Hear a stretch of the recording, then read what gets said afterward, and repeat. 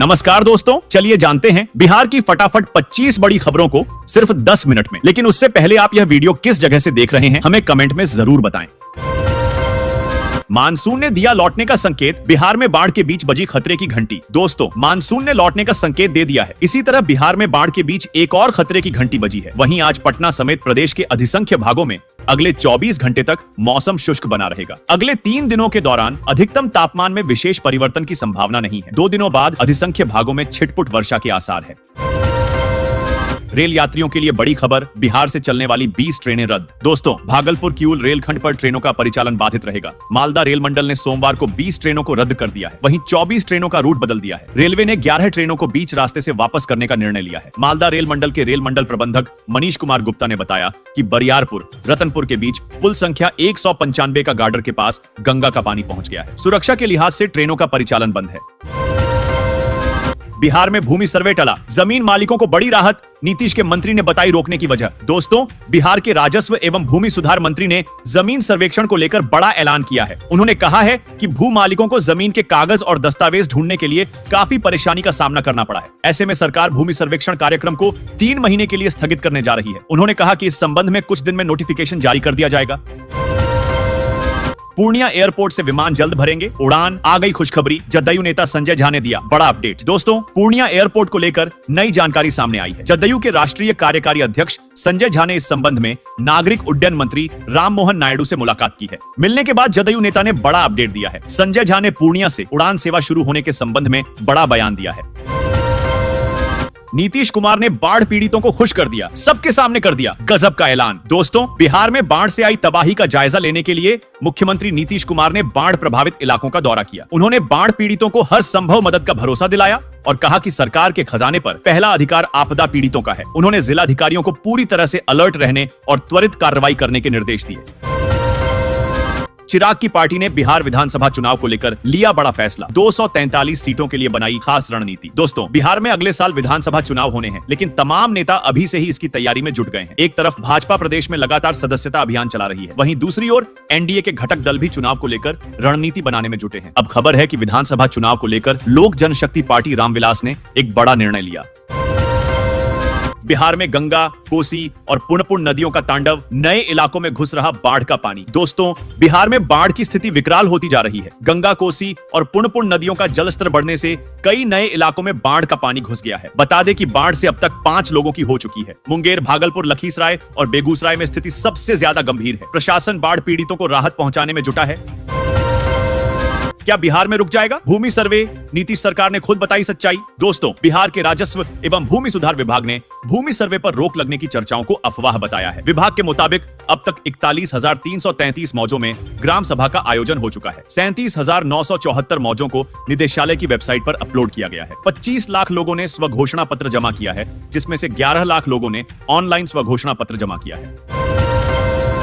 100 गर्भवती महिलाओं में से 20 को हाई रिस्क प्रेगनेंसी का खतरा, यूनिसेफ ने बताई ये बड़ी वजह। दोस्तों, बिहार में हर साल 2.5 लाख महिलाएं गर्भवती होती हैं, लेकिन इनमें से 17 से 20% को हाई रिस्क प्रेगनेंसी का सामना करना पड़ता है। यूनिसेफ की रिपोर्ट के अनुसार यह आंकड़ा 20% तक है। पोषण की कमी और नियमित स्वास्थ्य देखभाल के अभाव को इसके प्रमुख कारणों में से एक माना गया है। स्वास्थ्य विभाग ने ऐसे मामलों में कमी लाने के लिए अभियान शुरू करने का फैसला किया है। बिहार में बाढ़ से हाहाकार, छपरा से बेगूसराय तक कोहराम। दोस्तों, मुख्यमंत्री नीतीश कुमार ने शुक्रवार को पटना और वैशाली में गंगा के बड़े जलस्तर का हवाई सर्वे किया। इस क्रम में मुख्यमंत्री ने जल संसाधन विभाग के अधिकारियों को निर्देश दिया कि पूरी तरह से मुस्तैद रहें और स्थिति की लगातार मॉनिटरिंग की जाए। नीचे के इलाकों में जहां पानी बढ़ रहा है, वहां की संभावित परिस्थिति पर नजर रखें। शहरों में अब तय रूट पर ही चलेंगे ऑटो और ई रिक्शा, पढ़े परिवहन विभाग का नया रूल। दोस्तों, पटना सहित बिहार के सभी शहरों में ऑटो और ई रिक्शा अब तय रूट पर ही चलेंगे। परिवहन विभाग सड़कों की क्षमता के हिसाब से रूट तय करेगा। इन सभी रूटों को अलग अलग जोन में बांटा जाएगा। हर जोन का अलग कलर कोड निर्धारित किया जाएगा। इससे यात्रियों को अपने गंतव्य तक पहुंचने में आसानी होगी और ट्रैफिक मैनेजमेंट भी बेहतर होगा। लोग नहीं लगवा रहे स्मार्ट मीटर, तो बिजली कंपनी ने निकाली गजब की स्कीम। दोस्तों, विद्युत भवन में आयोजित कार्यशाला में स्मार्ट प्रीपेड मीटर को लेकर अहम निर्देश दिए गए। बिजली कंपनी के सीएमडी पंकज कुमार पाल ने सभी जनप्रतिनिधियों के घर स्मार्ट प्रीपेड मीटर लगाने का निर्देश दिया है। इस कदम से उपभोक्ताओं के बीच सकारात्मक संदेश जाएगा। स्थानीय जनप्रतिनिधियों की मदद से उपभोक्ताओं को स्मार्ट प्रीपेड मीटर के फायदों के बारे में समझाया जाएगा। दिवाली छठ पर घर जाने वालों के लिए खुशखबरी, दिल्ली से बिहार के लिए हफ्ते में 2 दिन चलेगी स्पेशल ट्रेन। दोस्तों, त्योहारी सीजन शुरू होने वाला है। ऐसे में घर जाने वाले लोगों के लिए रेलवे ने बड़ी खुशखबरी दी है। भीड़ के कारण यात्रियों का इस समय टिकट कंफर्म नहीं हो पा रहा है। इसको देखते हुए रेलवे ने दिल्ली से मुजफ्फरपुर के लिए विशेष ट्रेन चलाने का फैसला किया है। बिहार में गिरा एक और पुल। दोस्तों, बिहार के भागलपुर में शनिवार को परशुरामपुर और गोविंदपुर के बीच एक पुल गिर गया। गंगा नदी में बढ़े जलस्तर और पानी के तेज बहाव को पुल के गिरने का कारण बताया जा रहा है। रिपोर्ट्स के अनुसार पुल के गिरने से प्रखंड मुख्यालय से लोगों का संपर्क टूट गया और करीब 2 दर्जन गांव में आवागमन बाधित हुआ है। नीतीश कुमार ने अयोध्या से सीतामढ़ी के बीच वंदे भारत ट्रेन चलाने के लिए पीएम को लिखा पत्र। दोस्तों, बिहार के मुख्यमंत्री नीतीश कुमार ने रविवार को प्रधानमंत्री नरेंद्र मोदी को पत्र लिखकर अयोध्या से सीतामढ़ी के बीच वंदे भारत ट्रेन चलाने और पुनौरा धाम के लिए सड़क और रेल संपर्क स्थापित करने का अनुरोध किया। उन्होंने पत्र में लिखा, अयोध्या से सीतामढ़ी के बीच बेहतर रेल संपर्क स्थापित हो जाने से श्रद्धालुओं को काफी सुविधा होगी। बिहार की पूर्व सीएम राबड़ी देवी ने चलाई चक्की, तेजस्वी बोले जीवन का संबल है मां। दोस्तों, बिहार की पूर्व मुख्यमंत्री राबड़ी देवी का देसी अंदाज में चक्की चलाते वीडियो ऑनलाइन सामने आया है। पूर्व उप मुख्यमंत्री तेजस्वी यादव ने अपनी मां का वीडियो एक्स पर पोस्ट करते हुए लिखा, जीवन का संबल है मां, जीवन का आस विश्वास, सार प्यार, प्रतिमान और आरशी वचन है मां। बता दें कि राबड़ी देवी चक्की में दाल पीसती और चलनी से गेहूं साफ कर रही हैं।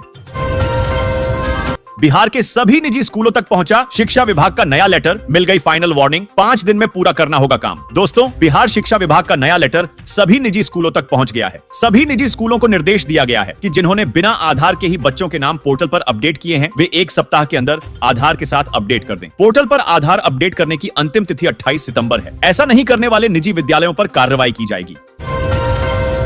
भागलपुर से दरभंगा के लिए चलेंगी 6 बसें। सुल्तानगंज से नवादा जाने वालों के लिए भी खुशखबरी। दोस्तों, भागलपुर से दरभंगा, सहरसा और सुल्तानगंज से नवादा के लिए 8 जोड़ी बसें पीपीपी मोड पर चलेंगी। वाहन मालिकों ने आवेदन दिया है और परमिट जारी होने के बाद टाइम टेबल और भाड़े की सूची जारी की जाएगी। इन बसों में प्राइवेट बस की तुलना में किराया कम होगा। यह रूट वर्षों से खाली था और अब यात्रियों को फायदा होगा। आ गई खुशखबरी, अब सरकार किसानों को दे रही है 5,000 रुपए। दोस्तों, सरकार द्वारा महिलाओं के लिए, छात्रों के लिए और किसानों के लिए अलग अलग प्रकार का योजना निकलती रहती है। आज हम बात करने वाले हैं सरकार द्वारा निकाला गया नया योजना, जिसका नाम फसल राहत योजना है और यह किसानों के लिए निकाल गया है। आजकल राज्य सरकार हो या केंद्र सरकार, किसानों के प्रति काफी अच्छे योजनाएं आ रहे हैं। कई बार होता क्या है कि किसान अपनी पूरी पूंजी लगाकर फसल बोता है, लेकिन किसी प्राकृतिक आपदा के कारण फसल खराब हो जाती है, तो किसके पास अब इतने पैसे नहीं होते कि वह दोबारा फसल बो सके, और ऐसी स्थिति में सरकार आप लोगों की मदद करेगी। सरकार लाभार्थी किसानों के बैंक में डायरेक्ट पैसा भेजेगा उनके फसल और बीज के लिए। अगर आप लोगों ने इस योजना में आवेदन किया है तो ठीक है, अगर नहीं किया है तो इस वीडियो में मैं आपको आवेदन करने का तरीका बताऊंगा और कौन कौन से दस्तावेज लगते हैं। फसल राहत योजना का उद्देश्य है कि राज्य में जितने भी किसान हैं उनको सरकार द्वारा हर साल 6,000 रुपए की आर्थिक सहायता की जाएगी और यह योजना किसानों को राहत देने के लिए लाई गई है। अगर किसी प्राकृतिक आपदा के कारण किसी भी किसान का फसल खराब हो जाता है तो उसे टेंशन लेने की जरूरत नहीं है। अगला फसल बोने के लिए सरकार आपको पैसा देगी और पैसा डायरेक्ट आपके बैंक खाते में भेजा जाएगा। फसल राहत योजना के जरिए मध्य वर्गीय परिवार के किसानों को आर्थिक सहायता के रूप में इस योजना के माध्यम से 3,000 रुपए से लेकर 5,000 तक रुपया सरकार भेजेगा डायरेक्ट उनके बैंक खाता में।